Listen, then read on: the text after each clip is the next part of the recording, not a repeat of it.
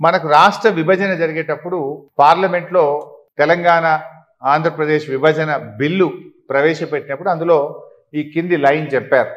No new projects based on water resources arrived at based on appropriate dependability criteria on Godavari or Krishna rivers can be taken up by the state of Telangana or the state of Andhra Pradesh without obtaining sanction from the Apex Council on river water resources.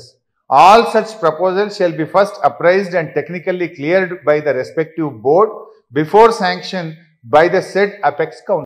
ఈ రెండు రాష్ట్రాల్లో ఏ కొత్త project చేపట్టాలన్నా appropriate board, Godavari అయితే GRMB board, కృష్ణానది మీద అయితే KRMB board ముందు అనుమతించాలి. తర్వాత సిడబ్ల్యూసి క్లియరెన్సులు రావాలి. తర్వాత అపెక్స్ కౌన్సిల్ అంటే కేంద్ర జలవనరుల శాఖ మంత్రిగా రెండు రాష్ట్రాల ముఖ్యమంత్రులు సభ్యులుగా అపెక్స్ కౌన్సిల్ ఉంటుంది.